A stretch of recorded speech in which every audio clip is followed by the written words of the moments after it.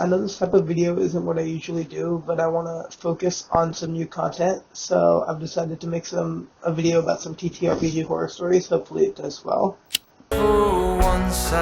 I've shared some stories about a guy I shall call Steve, since that was his name. He was the cheating power gamer of the group, and this is how he eventually got kicked out. We had recently played an Old World of Darkness game, where my character was an ex-Navy SEAL, and didn't take crap from his character. The next day, he called up the group to say he was going to be running a new game, but don't invite Biff.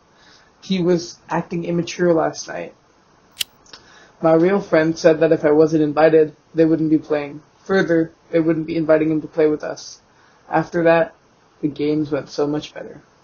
Yeah, I think that if someone is literally a cheating power gamer, and they get upset that someone doesn't want their BS to work, then they should be kicked out. Because they're just ruining the game for everyone else. The point of the game is to have fun for everyone, and if you're going to be a cheating power gamer, then you should just play a different game. Or, just play video games. This is a TTRPG for, everyone, and not, literally a video game.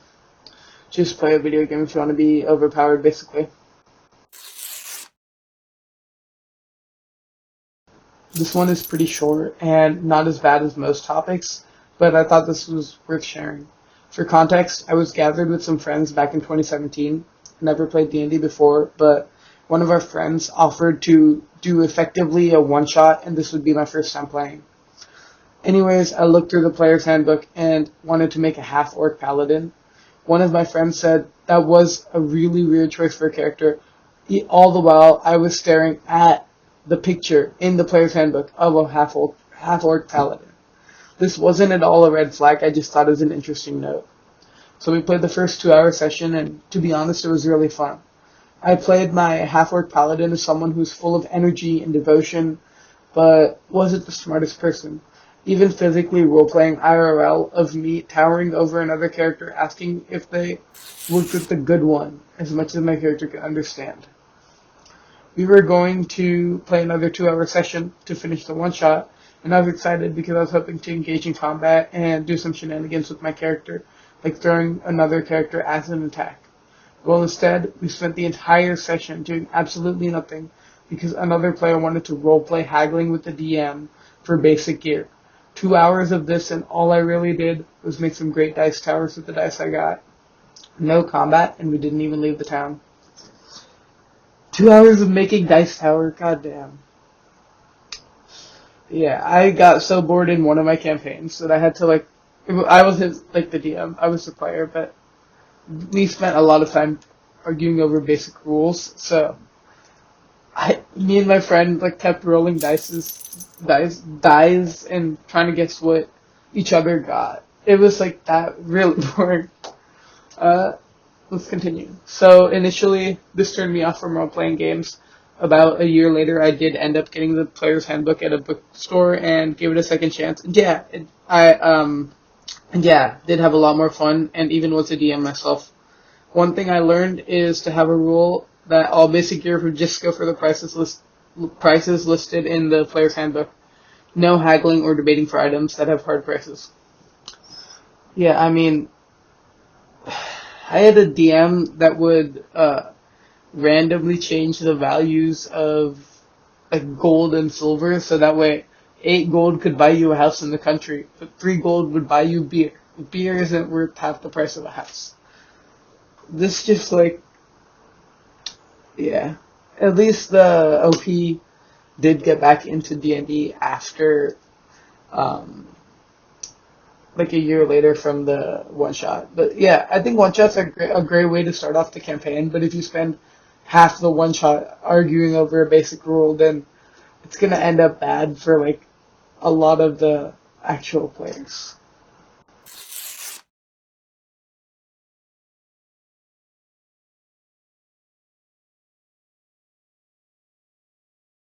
I believe this was a 4E game, but the specifics don't matter. I know it's a relatively modern D&D game, 3rd or 4th edition. I joined some friends for a potential new campaign that was going to be DM'd by a friend of theirs who I didn't know. I was warned that he was a bit of a rules lawyer. This was an understatement. The DM started us out on the first adventure in a published mega dungeon that was supposed to take us from 1st to 15th level or something like that. With D&D. He relied extremely heavily on the adventure, to the point he seemed completely incapable of improvising anything, and had to pore through the adventure or the player's handbook for the answer to any question from a player or to determine the response to any action. By the time we found the evil sorceress, I don't remember her actual class, just that she was a spellcaster, who was clearly intended to be the first campaign arc's BBEG, I was already very tired of his style. While the sorceress started out beating us, the party quickly turned the tables on her, and the DM, for whatever reason, decided that she needed to retreat.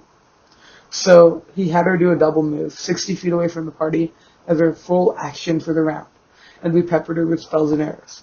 Then she did a double move, 60 feet away from the party, as her full action for the round, and we peppered her with spells and arrows. Then she did a double move.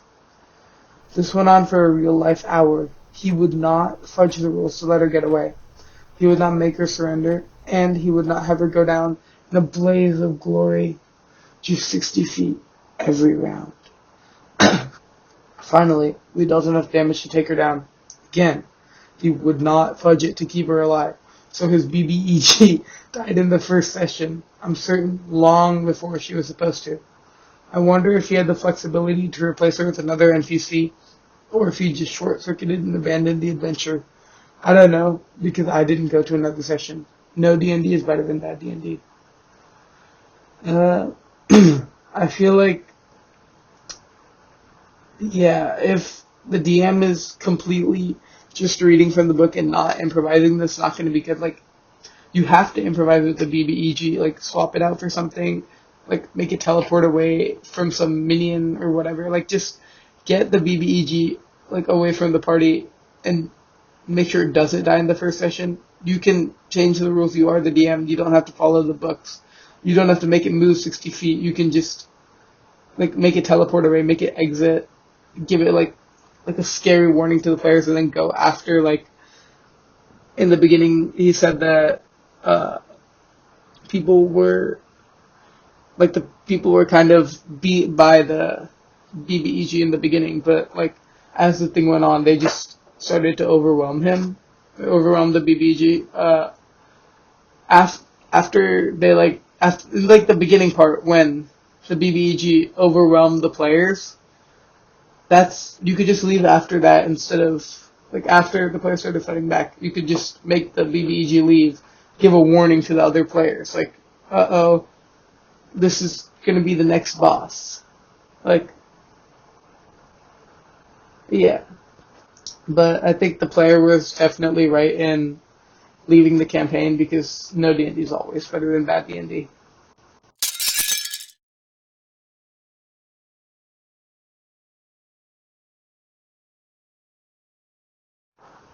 Okay, for context, Paranoia is a game where it's like a parody RPG where the players aren't allowed to know the rules, only the GM can. And if you show knowledge or, like, even try to say something out of character, then the GM can kill your character.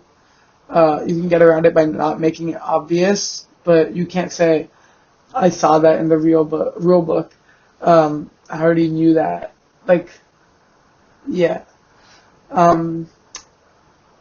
If you explicitly explain that you know the rules, then the GM can just kill your character. Okay. The Paranoia player who couldn't stop being in every scene. Last weekend at Chupa Bukat, I decided to try Paranoia for the first time. I got to the table early and started chatting with the other players. Everyone seemed cool except for one guy. Imagine if actually was a person. The first moment he heard I'd never played Paranoia before, he appointed himself as my personal lore encyclopedia. For the next 20 minutes, Friend Computer wants you to know that disobeying Friend Computer is punishable. Don't use the black pens. The red pens are for computer use only. Are you questioning Friend Computer? I've read all the editions. Cool. I haven't played a single edition. I have no idea what you're talking about. Every time I tried talking to another player, especially a guy who had run an awesome Delta Green game for me the year before. This dude would interrupt another paranoia fact or correction. I figured he was just excited. Then the game started. The GM seemed relatively new but enthusiastic. We began character creation and the secret role assignment process. I got assigned science officer. Naturally, I immediately lied and told everyone I was a religious officer. One player laughed because he knew I was making stuff up. Young Sheldon immediately objected. Wowie zowie. I've read all the editions. There is no religious officer. I held up my card and said, challenge me in character if you want, but let's not metagame. This somehow launched a multi-minute attempt to get the GM to reveal whether I was lying. The funniest part? The GM later admitted she didn't know whether religious officer was real or not and just believed me. For the rest of the session, this guy had a comment about everything. Every scene, every rule, every decision, every player action. He constantly interrupted people to explain things they didn't ask about. At one point, his character got separated in a maze. Instead of taking an action, he launched into a detailed explanation of how he would follow the right wall, navigate the maze, track the orientation, estimate distances, and so on. We had no map, no visual representation, and it wasn't even his turn. Finally, I said something like, not the GM from the backseat, but it sounds like you're trying to use a skill here rather than explaining the entire process during my turn. To his credit, he did stop for about 30 seconds. Then he started again. By the break, everyone looked exhausted. While people were heading to the restroom, he cornered me to ask more questions about my fake religious officer role. I told him, no game talk during potty time. That may have been the hardest I've laughed all convention. The rest of the session continued in the same way. Constant interruptions, constant corrections, constant spotlight, theft. The real tragedy is, I don't think he realized that anyone was frustrated. I think he walked away believing he'd had an amazing time, sharing his passion for paranoia. Meanwhile, the rest of us looked like survivors of a natural disaster. The horror story isn't that he was malicious. There were numerous attempts to gently correct his behavior by other players, even less than gentle attempts. I want to run a game next year, but if I see this kid again, I'm gonna lose it. I feel like I know guys who have been like this. I know people who have been really annoying about rules, like rules lawyer-esque, but if you're gonna obviously say that you know the rules, then in a game where you get killed if you know the rules, then I think the GM should have killed this guy off and tried to get him to quit. Honestly, at some point the GM needed to intervene or at least try to get the guy to stop. Other players too. Maybe the GM did. I don't know. I don't have the full story, but I probably would have been one of those guys yelling at him. I'm gonna be honest. I know people who are like him. But if you're a stranger to this guy, complete strangers, you're not friends or anything, then you shouldn't be doing things like this. You should just let people enjoy the game. Again, the point of the game is to enjoy it. It's not to be overpowered or piss off all the other players. The guy wanted to get people to play the game with him, but he started off with the friend computer joke that the OP obviously didn't get.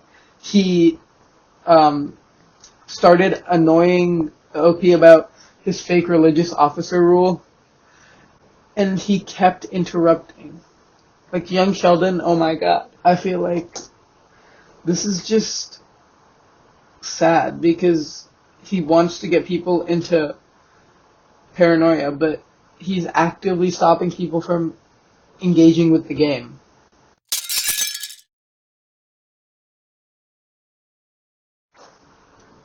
I've been running Pathfinder 2. Second edition for a year. A few players have come and gone, conflicting schedules, mental health, one just ghosted. But from the beginning, it's been me, the GM, my fiancée, Katie, my friend, Albert, and my other friend, Sophie. Eventually, we added Zach, whom we met on Discord, and who has been an absolute great player. quick context. Albert likes D&D 5e, which he has DM'd occasionally, but all his games fall apart because, frankly, he can't deal with any scheduling issue and just calls off the thing as soon as any inconvenience arises. It's no secret he prefers D&D 5e to Pathfinder 2nd edition, which I respect. I'm the opposite and would still play his 5e games when he ran them. He refuses to run games online, so there's that. Already, this is kind of a red flag, but yeah, I feel like if he refuses to run games online, then that's just run games online, dude. It's the solution to 90% of the possible scheduling issues you could have, because if there's travel time or something like that that's going to be a scheduling issue, then it's better to just play games online, or you can just play them online at a time that's easier for everyone. I know playing online is a lot worse of an experience than physically having the table to play the games on, but honestly, you have to, you want to be able to play the game. So, if the game's gonna fall apart at the smallest scheduling issue, just try to run it online at least. Okay, let's continue. So last year I decided to start my game and invited Albert and Sophie. I live way too far downtown from either to expect people to come to my house or go to Albert or Sophie's apartments. Not to mention my fiance is living in a different city at the moment, so the only realistic option was to play online. I know it's not the same, but I spent a lot of time learning how to run games on Foundry VTT, and a bit of money on hosting and premium models. Albert has complained about online gaming not being the same, but frankly I can't do anything about it, and there are some upsides. One thing that stood out to me from the start is how plain and basic Albert and Sophie's characters were. Not mechanically, because who cares, but all Albert gave me for his backstory was, my character is a married city guard, and Sophie's was, I run a potion shop. No NPCs from their past aside from Albert's wife, no golds, no conflicts, nothing. And I know this is how some people make their PCs, which is fine. I've seen their characters for other games and they put way more thought into them. If you're gonna, I know that he doesn't like Pathfinder 2e, but you chose to join the game. He chose to play this game, and if he doesn't, if he usually puts thought into his character but he doesn't for this game, then that's just that's sad. Either don't play the game, because, it's better to just tell your friend that you can't play the game, or you don't want to play the game, than to make a lazy bum character that you're never going to use. Yeah. Anyways, we play the game, and once Zach joins, we hit our stride.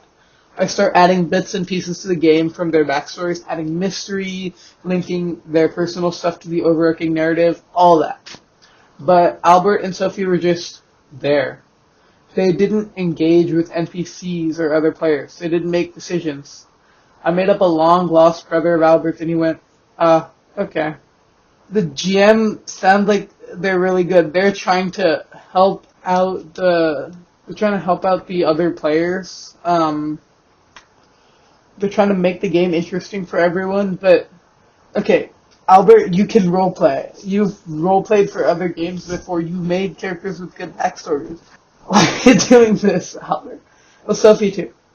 But for Albert, I feel like he just hates Pathfinder for no reason. He could just play the thing. The GM has to babysit the players. It's you don't need to babysit the players.